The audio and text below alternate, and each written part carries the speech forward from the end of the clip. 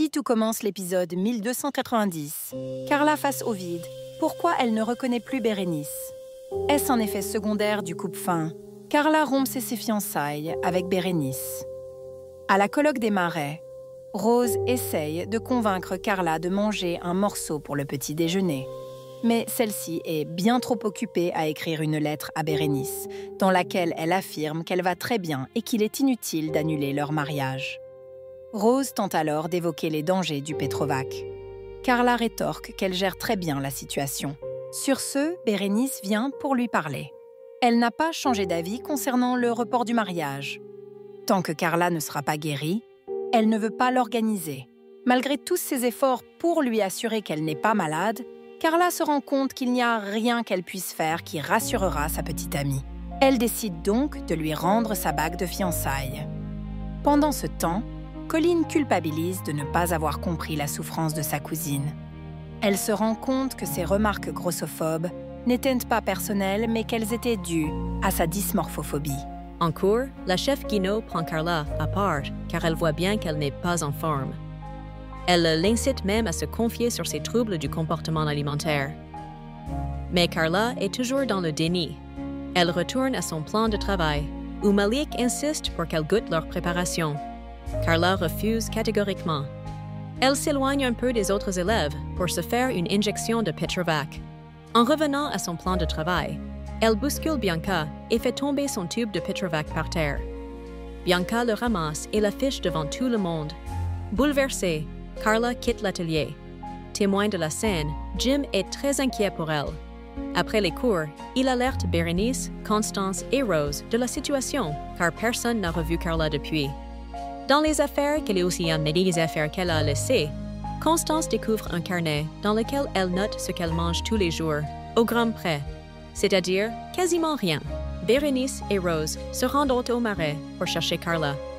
Ellis la retrouve, inconsciente sur le sable. Rose appelle aussitôt les secours, tandis que Bérénice s'agenouille auprès de sa petite amie pour la rassurer. Mais Carla ne les reconnaît pas. Gaspard retourne à l'internat. À la ferme, Angel avoue à Colleen qu'elle ne supporte plus que Gaspard squatte chez eux, car il se croit tout permis. À l'institut, Colleen annonce donc au jeune homme qu'il va devoir trouver un autre endroit où vivre. Elle lui suggère de prendre la chambre que Billy et Penelope ont laissée. Malheureusement, la chambre est déjà prise. Toutefois, Stanislas trouve de la place à Gaspard dans une autre chambre, celle de Ferdinand. Autant de dire que l'ambiance est tendue entre les deux élèves. Anouk retourne sa veste. Pour son cours avec les premières années, la chef Rivero décide cette fois de leur donner un exercice où ils doivent laisser tomber le visuel de leur dressage au profit du goût de leur plat. Milan réussit haut la main, tandis qu'Ismaël a du mal à saisir l'intérêt de délaisser complètement le dressage. Plus tard, Anouk passe en cuisine pendant le service. Elle avoue à Anaïs qu'elle a rectifié le tir parce qu'elle s'est rendue compte qu'elle avait raison. Anaïs la remercie d'avoir pris en compte ses remarques. Anouk estime qu'il est important de communiquer et de s'entraider entre collègues, sans avoir besoin d'avertir la direction. Une légère pique envers Anaïs, qui avait effectivement pris Clotilde à partie. Bérénice va-t-elle vraiment annuler le mariage avec Carla? Bérénice Tannenberg en dit plus sur l'avenir du couple.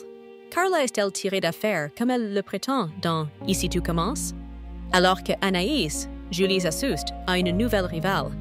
La jeune femme incarnée par Aricia Lemaire souffre de troubles du comportement alimentaire, liés à une dysmorphophobie. Affaiblie et irritable depuis des jours, elle inquiète ses proches qui décident hyacinthe de passer à l'action. Carla s'enfonce. Bérénice Tannenberg, revient ainsi à l'Institut Auguste Armand en urgence pour aider celle qu'elle aime. Mais la petite sœur de Constance, Sabine Perrault, a une surprise. Elle demande Carla en mariage et celle-ci accepte. Les fillesses se fiancent, leur bonheur est total. Mais cette joie est éphémère. Dans l'épisode d'Ici tout commence du lundi 20 octobre 2025, on découvre que Carla est encore en difficulté. Alors qu'elle essaye déjà des robes de mariée, elle s'emporte parce qu'elle se trouve trop grosse et part en cachette s'injecter un produit supposé l'aider à maigrir. Mardi 21 octobre. Dans le feuilleton, la descente aux enfers continue. Carla était plus que jamais dans le déni et met dangereusement sa santé en jeu. Constance n'a d'autre choix que de tout expliquer à Rose, Vanessa Demouy, et Bérénice, malgré le secret médical qui la tient. Cette dernière déclare alors que cette union n'aura pas lieu tant que Carla n'ira pas mieux. Le coup de pression de Bérénice, s'agira-t-il d'un électrochoc pour Carla? Dans une interview avec Télé Loisirs, Bérénice Tannenberg évoque le futur du couple et ce fameux mariage.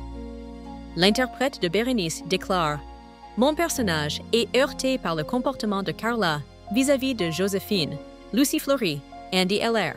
C'est une personne loyale et il ne faut pas toucher à ses amis. Dès lors, elle va rompre. » L'actrice ajoute « Bérénice a surtout très peur de ne plus reconnaître sa partenaire. C'est assez effrayant de devoir quelqu'un changer sans comprendre pourquoi. » Néanmoins, Andy et Heller, depuis le début de leur relation, l'amour finit toujours par triompher. Sous quelle forme? Tout va dépendre de la suite. Mais force est de constater que les sentiments qui les unissent les ont chaque fois accompagnés, portés et réunis, conclut Bérénice Tannenberg. Alors, nos héroïnes réussiront-elles à surmonter cette épreuve? Carla va-t-elle enfin remonter la pente? Rien n'est moins sûr.